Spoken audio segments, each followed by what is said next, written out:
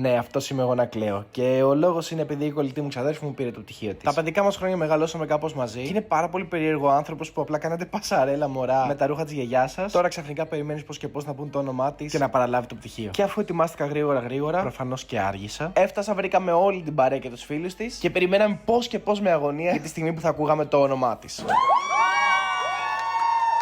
Το βίντεο είναι καθαρά dedicated για εκείνη. Απλά θέλω να πω κάποια λόγια δημόσια. Και ένα μεγάλο ευχαριστώ για το πόσο κολόνα ήταν δίπλα μου πάρα πολλά χρόνια. Είμαι τόσο μα τόσο περήφανος σε ό,τι έχει καταφέρει, όλες τις δυσκολίες που έχει περάσει και για τον άνθρωπο που γίνεται κάθε μέρα. Θέλω να θυμάται πως σε κάθε βήμα της θα είμαι στην πρώτη γραμμή για να ρουλιάζω ξανά για εκείνη. Φύγαμε λοιπόν όλοι μαζί και πήγαμε στο μαγαζί της μαμάς της, στο Yard της πλατείας Κράς, στον Κορυδαλό. By the way, έχει το καλύτερο μαμαδίστικο φαγητό, παύλα μαγειρευτό που θα έχει φάει. Και θέλω πραγματικά να ευχηθώ σε όλους να έχουν μια βερίνα δίπλα του. Ένα τόσο καλοσυνάτο και γεμάτο θετική ενέργεια πλάσμα. Και στο τέλος της ημέρας, παιδιά, η ζωή θέλει ανθρώπους που να πιστεύουν σε σένα ακόμα και τις μέρες που εσύ το ξεχνάς. Ανθρώπους που θα είναι εκεί για να κλέψουν μαζί σου στα δύσκολα, αλλά να ουρλιάζουν από τη χαρά στις επιτυχίες. Συγχαρητήρια, Βερίνα μου, είμαι ο πιο περήφανος ξάδερφος και φίλος στον κόσμο.